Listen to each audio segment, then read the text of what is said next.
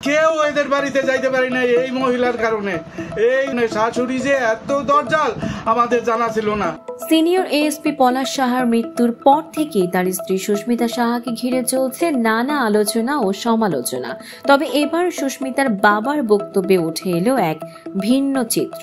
নিহত পলাশের স্ত্রী সুস্মিতার বাবা ভরত সাহা জানান, তিনি ও তার পরিবার বিয়ের পর কখনোই মেয়ের শ্বশুর বাড়িতে যেতে পারেননি পলাশের মায়ের জন্য। তিনি বলেন, শাশুড়ি যে এতটা দজ্জাল হবে তা আমরা বুঝিনি। পলাশ ছিল আমার রত্ন জামাই। মেয়ের বয়স হয়নি, তবুও তার পীড়াপিড়িতেই আমি বিয়ে দেই। তিনি আরো বলেন, বিয়ের পর থেকে আমি আমার স্ত্রী এবং ছেলেকে কখনোই ওই বাড়িতে ডাকিনি। পলাশ নিজেই ফোন করে বলতো, আমার মা একটু অন্যরকম, কিছু মনে কইরেন না। মৃত্যুর দিনও সকালে পলাশ ফোন করে বলেছিল সুস্মিতাকে নিয়ে যান, কিছুদিন বাবার বাড়িতে থাকুক। ভরত সাহা জানান, পলাশের মা বিভিন্ন সময় সুস্মিতাকে 100 ভরি স্বর্ণ, বাড়ি ও গাড়ি দেওয়ার কথা বলে মানসিক চাপে রাখত। এমনকি সুস্মিতা আত্মহত্যার কথাও ভেবেছিল। ভরত সাহা বলেন, মাঝে মধ্যে আমার মেয়েকে মারতো, না খাইয়ে রাখতো পলাশের মা। আমার জামাই মেয়ের ঘরে যেতে চাইলে যেতে দিত না, বলতো আগে আমার ঘরে থাকবি আর পরে বউয়ের কাছে যাবি।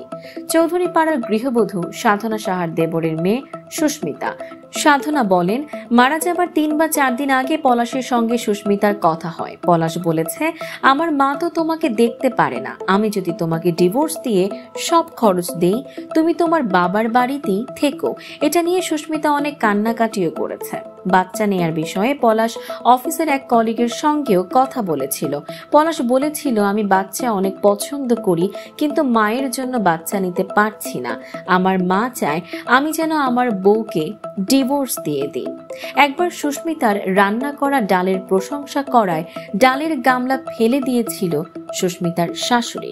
প্রসঙ্গত, বুধবার দুপুর 12:30টায় র‍্যাব 7-এর চাঁদগাঁও ক্যাম্পের 3য় তলা থেকে সিনিয়র এএসপি পলাশ সাহার গুলিবিদ্ধ মরদেহ উদ্ধার করা হয়। মরদেহের পাশ থেকে একটি চিরকুট পাওয়া যায়।